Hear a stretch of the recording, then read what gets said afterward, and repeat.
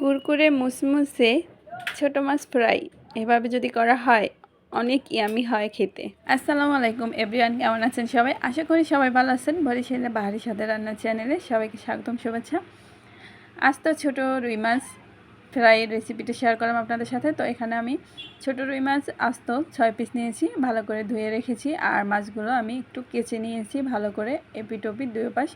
তো ফ্রাই করার জন্য আমি এখানে পরিমাণ মতো নুন দিয়ে দিলাম, আর দিয়ে দিলাম পেঁয়াজ বাটা 1 চামচ, রসুন বাটা 1 চামচ, আর আদা চামচ আদা বাটা, হলুদের গুঁড়া পরিমাণ মতো, মরিচের গুঁড়া পরিমাণ মতো আর কি।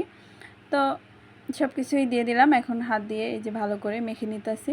মেখে নেওয়ার পর কিছুক্ষণের জন্য একটু রেখে দিব, বেশি সময়ও না অবশ্য, মাছের জন্য আর কি, এই ফ্রাইয়ের জন্য যে তেল গরম দিব একটু টাইম হলেও হয়, বা একটু বাড়তি টাইম যদি রেখে দেওয়া যায় তাইলেও ভালো হয়।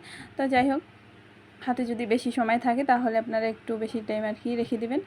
তো আমার হাতে বেশি সময় ছিল না, এর জন্য আমি এই যে চুলায় কড়াই বসাই দিছি আর তেল দিয়ে দিছি পরিমাণ মতো। তেলটা যখন অল্প অল্প গরম হয়েছে তখনই আমি মাছ দিয়ে দিয়েছি। আর আমি একসাথে সব মাছ দিই নাই, আমি 3 পিস মাছ দিয়েছি, আর বাকি 3 পিস পরে ভেজে নেব আর কি। এর জন্য 3 পিস করে আর কি ভেজে নিয়েছি। তো আমি একটা খুন্তির সাহায্যে যে একটু তেল মাছের উপরের পাশে আর কি দিয়ে দিতেছি।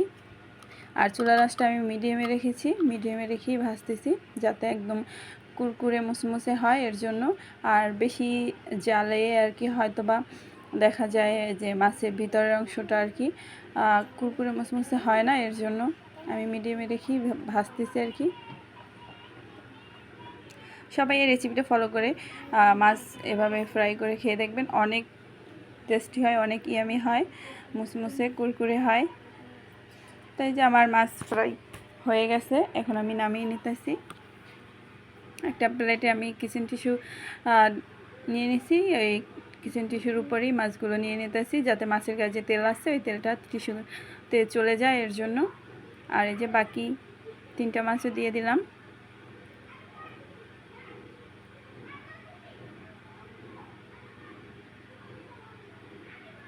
তো এভাবে করেই সবগুলো মাছে আমি এই যে ভেজে নিয়েছি।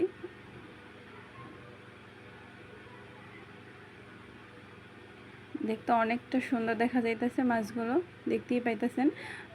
মাছগুলো কেচে নিছি এর জন্য।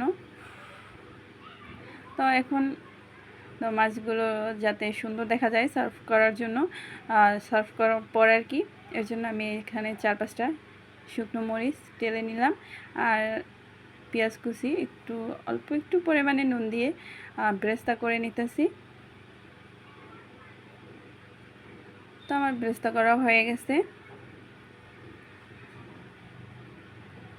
এভাবে এই যে দেখতেই পাইতেছেন, এখন ব্রেস্তাগুলো দিয়ে দিলাম।